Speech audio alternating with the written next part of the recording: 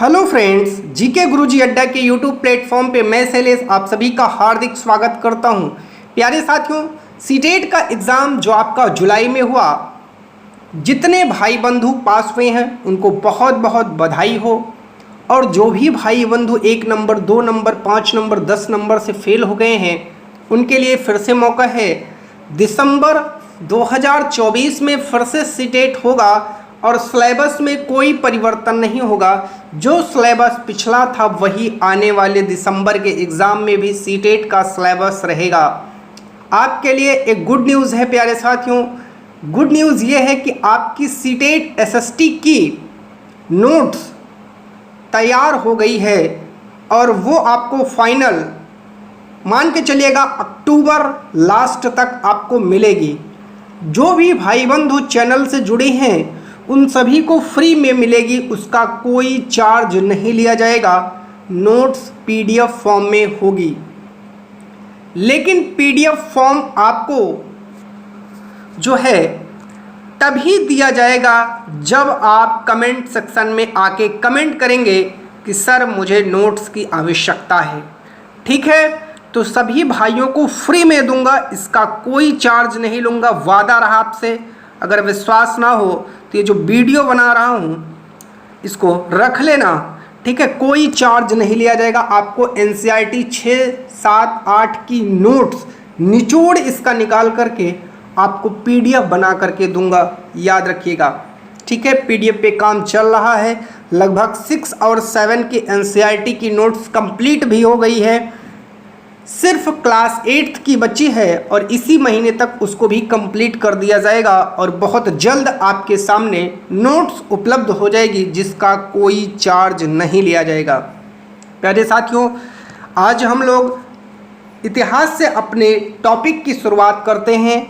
Class 6 के NCERT जिसमें आपका पहला चैप्टर है प्रारंभिक कथन, क्या, कब, कहाँ और कैसे। जी हाँ दोस्तों, एनसीईआरटी कोई बुक नहीं है। एनसीईआरटी आपको सिर्फ समझने का एक स्तर प्रदान करने वाली बुक है, क्योंकि आप इतने सीनियर हैं। वो आपके लिए बुक नहीं है, ये बच्चों के लिए बुक है। लेकिन आपकी समझ को विकसित करने के लिए सबसे महत्वपूर्ण बुक एनसीईआरटी होती है। शुरुआत करते हैं रसीदा के सवाल से। रसीदा एक लड़की है, उसके मन में एक सवाल आता है, उसी सवाल से अपनी शुरुआत करते हैं। रसीदा बैठकर अखबार पढ़ रही थी। अचानक उसकी निगाह एक सुर्खी पर पड़ी।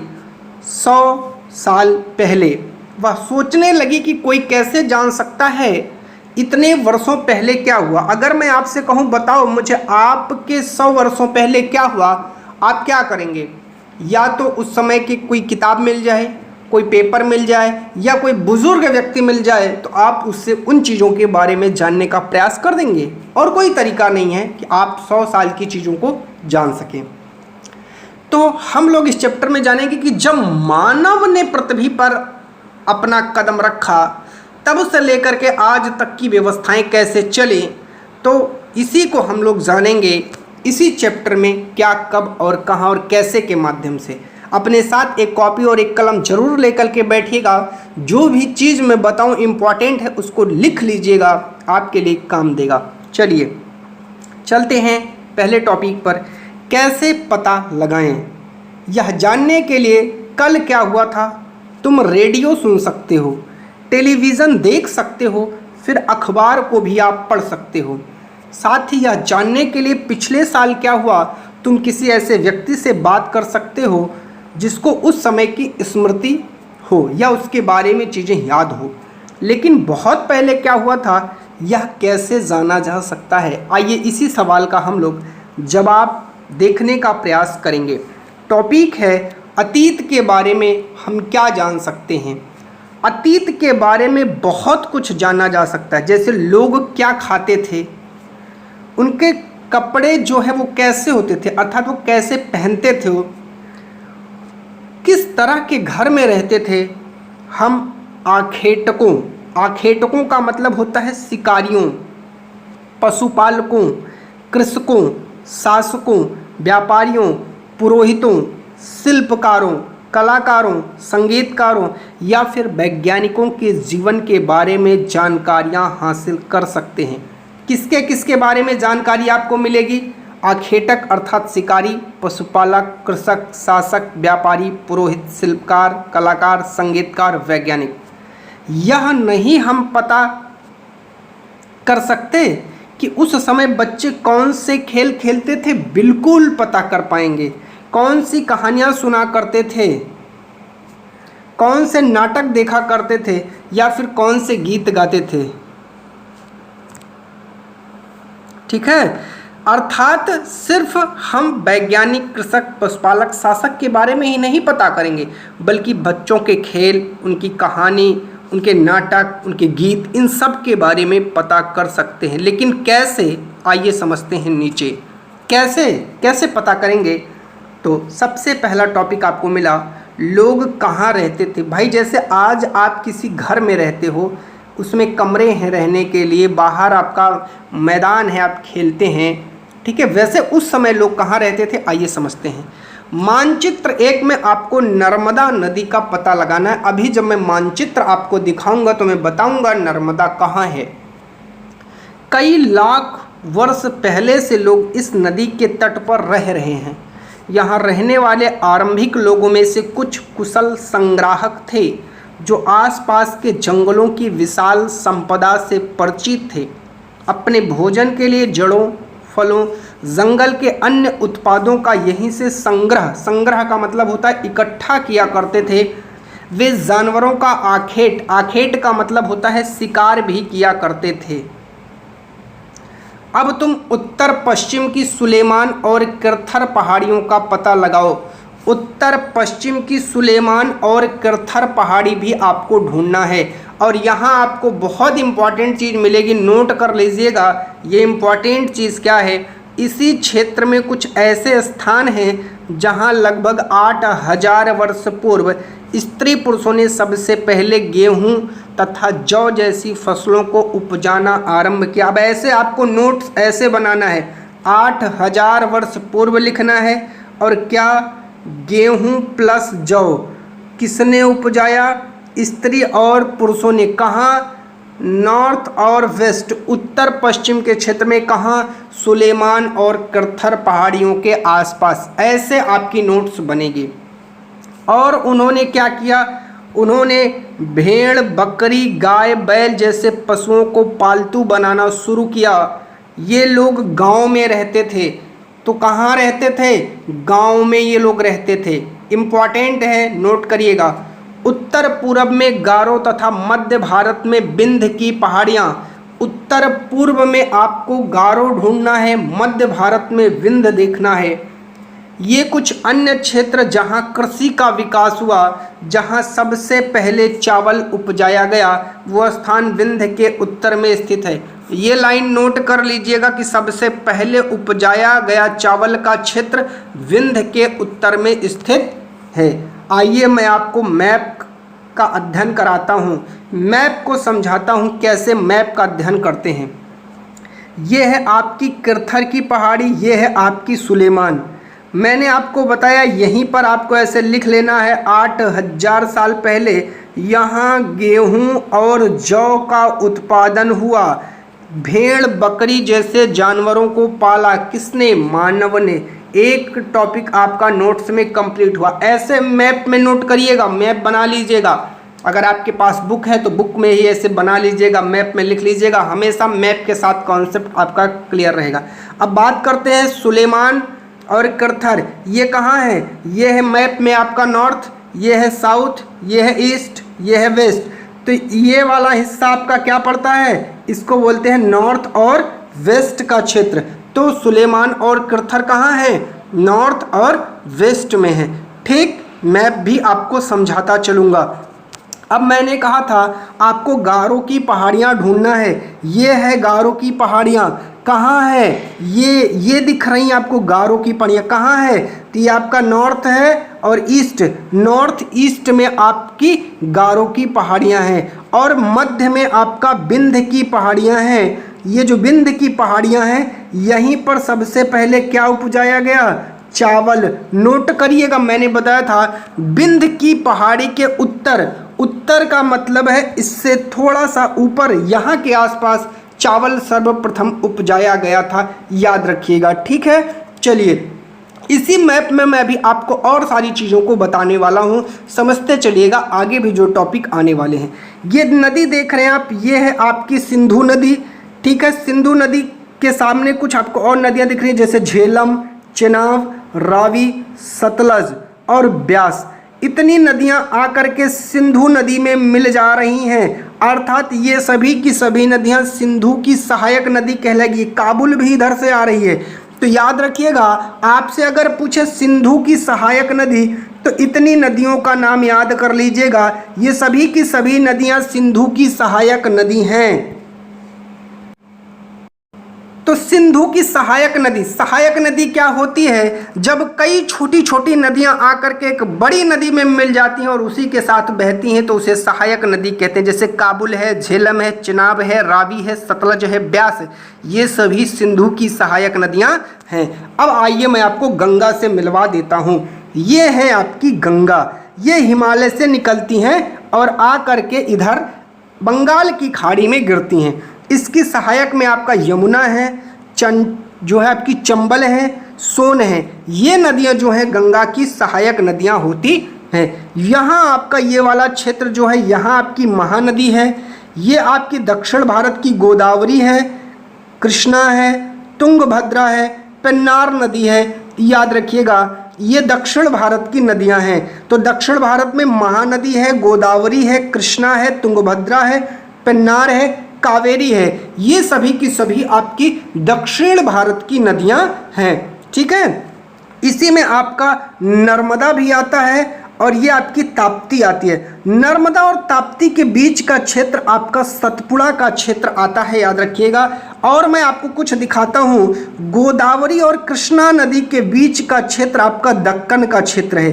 गोदावरी नदी और कृष्णा नदी के बीच के क्षेत्र को दक्कन का क्षेत्र कहा जाता है। और आपको बता देता हूँ, इस पूरे क्षेत्र को हम लोग पश्चिमी घाट कहते हैं और इस पूरे क्षेत्र को हम लोग पूर्वी घाट कहते हैं। याद रखिएगा, आपका ये वाला जो सागर है जो आपके पश्चिम में पड़ता है वो अरब सागर है और आपके पूरब में जो है वो है बंगाल की खाड़ी और आपके जो है दक्षिण में आपका हिंद महासागर पड़ता है।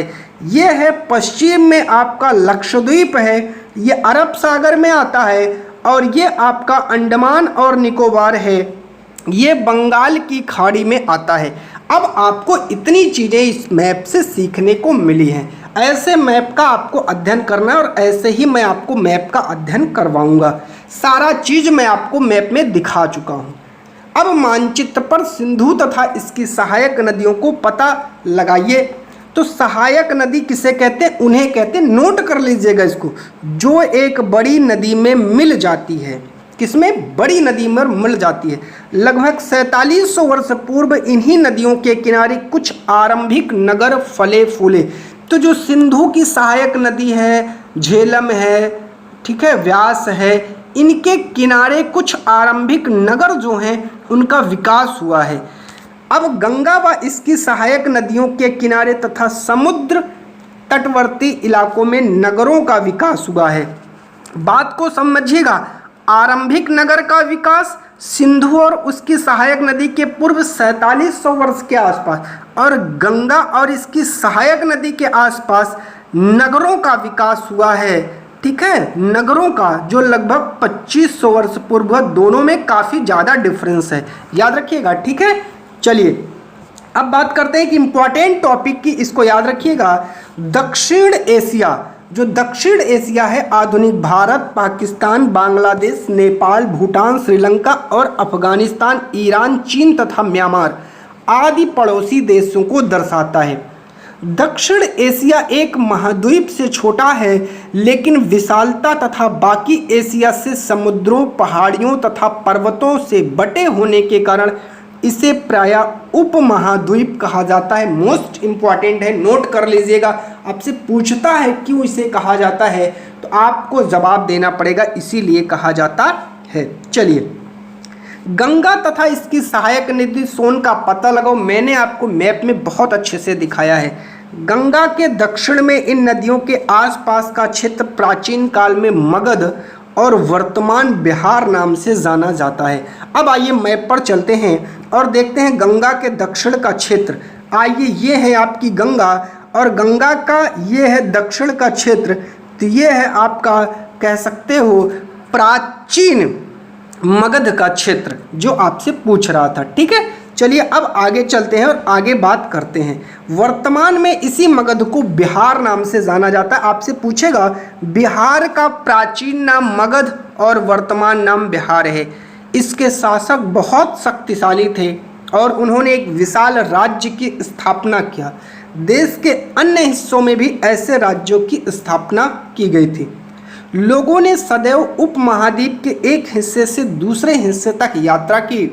कभी कभी हिमालय जैसे ऊंचे पर्वत, पहाड़ी, रेगिस्तान, नदी तथा समुद्र के कारण जो यात्रा होती थी उसमें खतरा रहता था, जोखिम रहता था, फिर भी ये यात्रा उनके लिए असंभव नहीं थी। कभी कभी लोग काम की तलाश में तो कभी प्राकृतिक आपदाओं के कारण भी एक स्थान से दूसरे स्थान तक जाते थे। अब आपसे पूछ सकता है प्राचीन काल में स्थान परिवर्तन का कारण क्या था? तो पहला यात्रा और दूसरा प्राकृतिक आपदा। 2 पॉइंट आपको यहाँ पर मिल गया। कभी कभी सेनाएं दूसरे क्षेत्रों पर विजय हासिल के लिए भी जाती थी। तो सेना किस लिए जाती थी? विजय हासिल करने जाती थी। इसके अतिरिक्त व्यापारी कभी काफिले में तो कभी जहाज़ों में अपने साथ मूल्यवान वस्तुएं लेकर एक स्थान से दूसरे स्थान तक जाते थे। आगे बात करते हैं, धार्मिक गुरु लोगों को शिक्षा और सलाह देते हुए एक गांव से दूसरे गांव, एक कस्बे से दूसरे कस्बे जाया करते थे। कुछ लोग नए और रोचक स्थानों को खोजने की चाह में उत्सुकतावश भी यात्रा करते थे। कुछ लोगों को स्थान खोजने में मजा आता था, जैसे वास्को डिगामा निकला था ना, उसको स्थान खोजना था। जैसे कोलंबस निकला था, क्यूबा को खोजा था, ऐसे ही। ठीक है, इन सभी यात्राओं से लोगों को एक दूसरे के विचारों को जानने का भी अवसर मिलता है। आज लोग यात्रा क्यों करते हैं, इसका जवाब आप सोचिएगा, समझिएगा। एक बार फिर से मानचित्र 1 को देखना है। पहाड़ियाँ, पर्वत, समुद्र इस उपमहाद्वीप की प्राकृतिक सीमा का निर्माण करते हैं। अब जैसे मानचित्र मैं आपको यहीं पर दिखा देता हूँ। ठीक है, अब आपको मैं पीछे थोड़ी ले जा पाऊँगा। ये है आपका, यहाँ है अरब सागर, यहाँ है आपका, ये है अरब सागर, ये है बंगाल की खाड़ी और दक्षिण में आपका पड़ता है हिंद महासागर और ये उत्तर में आपका पूरा हिमालय का क्षेत्र आता है। किसका क्षेत्र आता है? हिमालय का क्षेत्र आता है। और अंदर में आपकी बहुत सारी नदियां हैं। तो नदियां, पहाड़, समुद्र इस उपमहाद्वीप की कौन सी सीमा का निर्माण करते हैं? प्राकृतिक सीमा का निर्माण करते हैं। अब आपसे पूछेगा कि इस उपमहाद्वीप की प्राकृतिक सीमा का निर्माण कौन करता है? तो आपको याद रखना है, पहाड़ करते हैं, पर्वत करते हैं, समुद्र करते हैं, याद रखिएगा। ठीक है, हालांकि लोगों के लिए इन सीमाओं को पार करना आसान नहीं था। जिन्होंने ऐसा चाहा वो ऐसा कर सके। वे पर्वतों की ऊंचाइयों को छू सके, समुद्रों को पार कर सके। उपमहाद्वीप के बाहर से भी कुछ लोग यहाँ आए और बस गए। लोगों के आवागमन ने हमारी संस्कृति और परंपराओं को समृद्ध किया। कई सौ वर्षों से लोग पत्थर को तराशने, संगीत रचने, यहाँ तक कि भोजन बनाने के नए तरीकों के बारे में एक दूसरों के जो विचार हैं उसको अपनाते रहे। आइए अपने देश के नाम के बारे में समझते हैं। अपने देश के लिए हम प्रायः इंडिया तथा भारत जैसे नामों का प्रयोग करते हैं। इंडिया शब्द इंडस से निकला है, ये इम्पॉर्टेंट है, जिसे संस्कृत में सिंधु कहा जाता है। नोट कर लीजिएगा, इम्पॉर्टेंट है। ठीक है, अपने एटलस में ईरान और यूनान का पता लगाओ। एटलस आप खोलिए, वहाँ ईरान और यूनान का पता लगाइए। और लगभग 2500 वर्ष पूर्व उत्तर पश्चिम की ओर से आने वाले ईरानियों और यूनानियों ने सिंधु को हिंदोज अथवा इंदोज और इस नदी के पूर्व में स्थित भूमि प्रदेश को इंडिया कहा। तो ये है आपका भारत और यहाँ है आपका यूनान और ईरान। ये है आपकी सिंधु नदी। इसके पूर्व के क्षेत्र को उन्होंने हिंदोज कहा है। क्या कहा है? हिंदोज कहा है। ठीक है, उत्तर पश्चिम में रहने वाले लोगों के एक समूह के लिए इसका प्रयोग वो करते थे। इस समूह का उल्लेख संस्कृति की आरंभिक लगभग 3500 वर्ष पूर्व कृति ऋग्वेद में भी इसका वर्णन देखने को मिलता है। बाद में इसका प्रयोग देश के लिए होने लगा था। ठीक है, चलिए। ताड़ पत्तों से बनी पांडुलिपि का एक पृष्ठ आपको नीचे दिखाया गया है। यह पांडुलिपि लगभग 1000 वर्ष पहले लिखी गई। किताब बनाने के लिए, ये इम्पॉर्टेंट है, किताब बनाने के लिए ताड़ के पत्तों को काटकर उनके अलग अलग हिस्सों को एक साथ बांध दिया जाता था। एक और भूर्ज पेड़ की छाल से बनी ऐसी ही एक पांडुलिपि, ये आपका भूर्ज पेड़ बहुत इंपॉर्टेंट है, ये कई दफ़ा पूछा गया क्वेश्चन है। अतीत के बारे में कैसे जानें? अतीत की जानकारी हम कई तरह से प्राप्त कर सकते हैं। इनमें से एक तरीका है अतीत में लिखी गई पुस्तक को ढूंढना और पढ़ना। देखिए तरीका कितना है, कई है, लेकिन पहला बताया है इन्होंने पुस्तक को ढूंढिए और पढ़ना। ये पुस्तकें हाथ से लिखी होने के कारण पांडुलिपि कहा जाता है। अगर आपसे पूछे पांडुलिपि का मतलब क्या है तो नोट कर लीजिएगा, हाथ से लिखे होने के कारण। अंग्रेजी में पांडुलिपि के लिए जो शब्द यूज होता है उसे मैन्युस्क्रिप्ट शब्द कहते हैं और लैटिन शब्द मेनु से बना है जिसका अर्थ होता है हाथ। क्या होता है? हाथ। ये पांडुलिपियाँ प्रायः ताड़पत्रों अथवा हिमालय क्षेत्र में उगने वाले भूर्ज नामक पेड़ की छाल से विशेष तरीके से तैयार भोजपत्र पर लिखी जाती थी।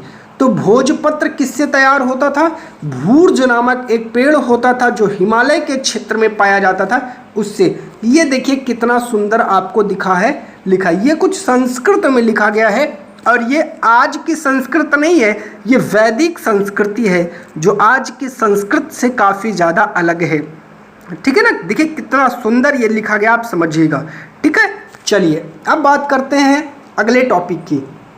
अगला कह रहा है इतने वर्षों से इनमें कई पांडुलिपियों को कीड़ों ने खा लिया होगा, जाहिर सी बात है, तथा कुछ नष्ट भी हो गई होंगी, ये भी सही है।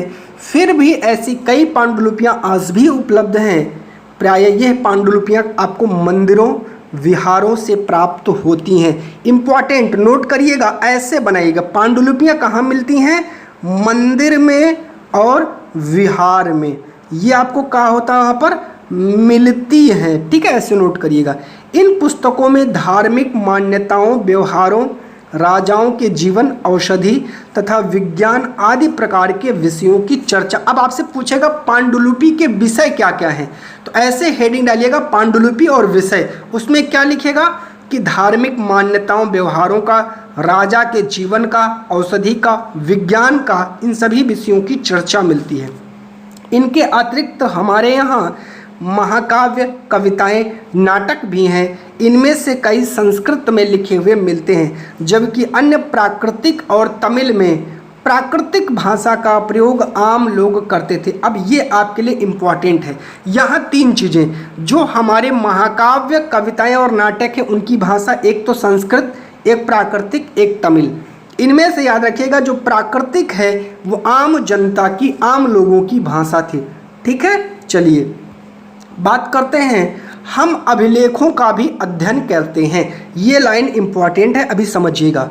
ऐसे लेख पत्थर अथवा धातु जैसे अपेक्षाकृत कठोर सतहों पर उत्कीर्ण मतलब लिखे हुए मिलते हैं। मतलब मान लो ये पत्थर की कोई चीज़ है, इस पर कोई चीज़ लिखी है तो इसे ही अभिलेख कहते हैं। अभि का मतलब पत्थर या धातु जैसी कोई कठोर चीज़, लेख का मतलब लिखा गया। ठीक है, कभी कभी शासक तथा अन्य लोग अपने आदेशों को इस तरह उत्कीर्ण करवाते थे ताकि लोग उन्हें देख सकें, पढ़ सकें और उनका अच्छे से पालन कर सकें। ठीक है, चलिए बात करते हैं एक इम्पॉर्टेंट टॉपिक की। लगभग 2250 वर्ष पुराना यह अभिलेख वर्तमान अफगानिस्तान के कंधार से प्राप्त हुआ है। यह अभिलेख शासक अशोक नामक जो शासक है उसके आदेश पर उत्कीर्ण करवाया गया था। इस शासक के विषय में आपको अध्याय 7 में पढ़ना है। जब हम कुछ लिखते हैं तब हम किसी लिपि का प्रयोग करते हैं। लिपियां अक्षरों अथवा संकेतों से बनी होती हैं। इंपॉर्टेंट लाइन है, नोट करिएगा। लिपियां किससे बनी हैं? तो लिपियां अक्षर अथवा संकेत से बनी होती हैं। जब हम कुछ बोलते अथवा पढ़ते हैं तब हम एक भाषा का प्रयोग करते हैं। बोलने में भाषा का प्रयोग और लिखने में लिपि का प्रयोग करते हैं। लिपि का निर्माण चिन्ह या संकेत से होता है। यह अभिलेख इस क्षेत्र में प्रयुक्त होने वाली यूनानी तथा अरेमाइक नामक दो भिन्न लिपियों तथा भाषाओं में इम्पॉर्टेंट है। अफगानिस्तान के कंधार से प्राप्त अशोक के अभिलेखों की भाषा क्या है, तो नोट करिएगा, अरेमाइक और यूनानी। इम्पॉर्टेंट है, पूछेगा भैया, नोट कर लो। किसमें? अफगानिस्तान, और जो अफगानिस्तान का क्षेत्र है कंधार, वहाँ पर जो अशोक के अभिलेख मिले हैं उनकी लिपि और भाषा क्या है, तो लिपि और भाषा दोनों यूनानी तथा अरेमाइक है, याद रखिएगा, ठीक है। चलिए अब चलते हैं अगले इम्पॉर्टेंट चीज़ पर। कह रहा है कुछ अन्य प्रकार के अभिलेख भी मिलते हैं जिनमें राजाओं तथा रानियों सहित अन्य स्त्री पुरुषों ने भी अपने कार्यों के विवरण उत्कीर्ण करवाए हैं। उदाहरण के लिए शासक लड़ाइयों में अर्जित विजयों का लेखा जोखा भी करवाते थे कि हम इतनी हाथी लेकर के गए, ऐसे उनको परास्त किए। इसके अतिरिक्त अन्य कई वस्तुएं अतीत में बनी और प्रयोग में लाई जाती थी। ऐसी वस्तुओं का अध्ययन करने वाला व्यक्ति पुरातत्वविद कहलाता है। अभी 2024 में आया हुआ क्वेश्चन यहीं से है, नोट कर लो। 2024 में पूछा गया क्वेश्चन कि अतीत में बनी और प्रयोग में लाई जाने वाली जो वस्तुएं हैं उसका अध्ययन करने वाला व्यक्ति कौन होता है? पुरातत्वविद होता है। और दूसरा टॉपिक उसी में था, सब टॉपिक पुरातत्वविद पत्थर और ईंट से बनी इमारतों के अवशेष, चित्र, मूर्ति। नोट करिएगा, सब इंपॉर्टेंट है जो बता रहा हूं, का अध्ययन करते हैं। वे औजारों, हथियारों, बर्तनों, आभूषणों, सिक्कों की प्राप्ति के लिए छानबीन तथा खुदाई भी करेंगे। वो औजार खोजेंगे, हथियार खोजेंगे, बर्तन खोजेंगे, आभूषण खोजेंगे, सिक्का खोजेंगे, इसकी छानबीन करेंगे, खुदाई करेंगे। और इनसे कुछ वस्तुएं पत्थर, पक्की मिट्टी, कुछ धातु की भी बनी हो सकती हैं। ऐसे तत्व कठोर तथा जल्दी नष्ट ना होने वाले भी होते हैं। एक चीज आपको दिखाया गया, पहले इसको पढ़ लेते हैं। इस तरह के पात्र का प्रयोग 4700 वर्ष पूर्व होता था। दाएं एक पुराना चांदी का आपको सिक्का दिखाया गया है। इस तरह के सिक्कों का प्रयोग है वो लगभग 2500 वर्ष से पूर्व होता था, ठीक है। चलिए पुरातत्वविद को पढ़ लें। और क्या करते हैं पुरातत्वविद? पुरातत्वविद जानवरों, चिड़ियों, मछलियों की हड्डियां ढूंढते हैं। ये भी पूछा था, मतलब 24 में कूट दे करके 3 लाइन में आपसे पूछा था, याद रखिएगा क्वेश्चन। इससे इन्हें यह जानने में मदद मिलती है कि अतीत में लोग क्या खाते थे। वनस्पतियों के अवशेष बहुत ही मुश्किल से बच पाते हैं। यदि अन्न के दाने अथवा लकड़ी के टुकड़े जल जाते हैं तो वे जले हुए रूप में बचे रहते हैं। आगे बात करते हैं पांडुलिपियों, अभिलेखों, पुरातत्व से ज्ञात जानकारियों के लिए इतिहासकार प्रायः स्रोत शब्द का यूज करते हैं। जैसे ये है स्रोत शब्द, अब इसको समझना। जैसे पांडुलिपि, अभिलेख और पुरातत्व, इनसे जो जानकारी मिलती है उसे हम क्या कहते हैं? स्रोत कहते हैं। और स्रोत का प्रयोग कौन करता है? इतिहासकार। ये भी पूछता है कि स्रोत शब्द का प्रयोग कौन करता है? इतिहासकार करता है। किस लिए करता है? पांडुलिपि, अभिलेख और पुरातत्व से मिलने वाली जानकारी के लिए। अब इतिहासकार कौन है? इतिहासकार उन्हें कहते हैं जो अतीत का अध्ययन करते हैं। पुरातत्वविद खोज करते हैं, अध्ययन नहीं करते, चीज़ों को खोजते हैं। और इतिहासकार पूरे अतीत का अध्ययन करते हैं और स्रोत के प्राप्त होते ही अतीत के बारे में पढ़ना बहुत रोचक हो जाता है, क्योंकि इन स्रोतों की सहायता से हम धीरे धीरे अतीत का पुनर्निर्माण करते हैं। अब आपसे अगर कोई क्वेश्चन पूछ ले कि बताइए आपको अतीत का पुनर्निर्माण करना है तो आप कैसे करेंगे, तो आप कहेंगे हम स्रोत के माध्यम से, उस समय की बनी वस्तुएं अगर हमें पता चल जाएं, उस स्रोत के द्वारा हम अतीत का पुनर्निर्माण कर सकते हैं। अतः इतिहासकार तथा पुरातत्वविद उन जासूसों की तरह है जो इन स्रोतों का प्रयोग सुराग के रूप में अतीत को जानने का प्रयास करते हैं। अब बात आई अतीत एक या अनेक, आपको इसका जवाब देना है। क्या तुमने इस पुस्तक के शीर्षक हमारे अतीत पर ध्यान दिया है? हाँ, यहाँ अतीत शब्द का प्रयोग बहुवचन के रूप में किया गया है। ऐसा इस तथ्य की ओर ध्यान दिलाने के लिए किया गया है, अलग अलग समूहों के लोगों के लिए अतीत के अलग अलग मायने थे। उदाहरण के लिए पशुपालकों अथवा कृषकों का जीवन राजाओं तथा रानियों के जीवन से तथा व्यापारियों का जीवन शिल्पकारों के जीवन से भिन्न था। जैसा कि हम आज भी देखते हैं, उस समय भी देश के अलग अलग हिस्सों में लोग अलग अलग व्यवहारों और रीति रिवाजों का पालन करते थे। उदाहरण के लिए आज अंडमान द्वीप के अधिकांश लोग अपना भोजन मछलियां पकड़कर शिकार करके फल फूल संग्रह द्वारा प्राप्त करते हैं। इसके विपरीत शहरों में रहने वाले लोग खाद्य आपूर्ति के लिए अन्य व्यक्तियों पर निर्भर करते हैं। इस तरह के भेद अतीत में भी आपको देखने को मिलेगा जैसे आज है। इसके अतिरिक्त एक अन्य तरह का भेद है, उस समय शासक अपनी विजयों का लेखा जोखा रखते थे। यही कारण है कि हम उन शासकों तथा उनके द्वारा लड़ी जाने वाली लड़ाइयों के बारे में काफ़ी कुछ जानते हैं, जबकि शिकारी, मछुआरे, संग्राहक, कृषक, पशुपालक जैसे आम आदमी प्रायः अपने कार्यों का लेखा जोखा नहीं रखते थे। पुरातत्व की इस सहायता से हमें उनके जीवन को जानने में मदद मिलती है, हालांकि अभी भी उनके बारे में बहुत कुछ जानना शेष है। तिथियों का मतलब क्या होता है? अगर कोई तुमसे तिथि के बारे में पूछे तो तुम शायद उस दिन की तारीख, माह, वर्ष जैसा कि 2000 इस तरह का कोई वर्ष बताओगे। वर्ष की यह गणना ईसाई धर्म प्रवर्तक ईसा मसीह के जन्म की तिथि से की जाती है। आपसे पूछे कि वर्ष की गणना कब से होती है, तो ईसा मसीह के जन्म से। 2000 वर्ष कहने का तात्पर्य ईसा मसीह के जन्म के 2000 वर्ष के बाद से है। ईसा मसीह के जन्म के पूर्व की सभी तिथियां ईसा पूर्व के रूप में जानी जाती हैं। इस पुस्तक में हम 2000 को अपना आरंभिक बिंदु मानते हुए वर्तमान से पूर्व की तिथियों का उल्लेख करेंगे।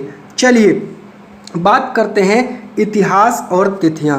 अंग्रेजी में BC, हिंदी में ईसा पूर्व का तात्पर्य बिफोर क्राइस्ट, ईसा पूर्व होता है। कभी कभी तुम तिथियों से पहले AD, हिंदी में ईस्वी लिखते हैं। यह एनो डोमिनी नामक 2 लैटिन शब्दों से बना है, जिसका अर्थ होता है ईसा मसीह के जन्म के वर्ष से।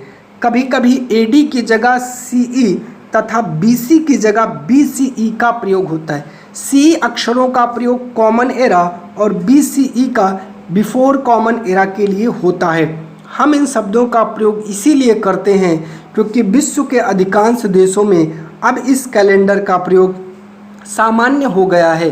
भारत में तिथियों के इस रूप का प्रयोग लगभग 200 वर्षों से पूर्व आरंभ हुआ है।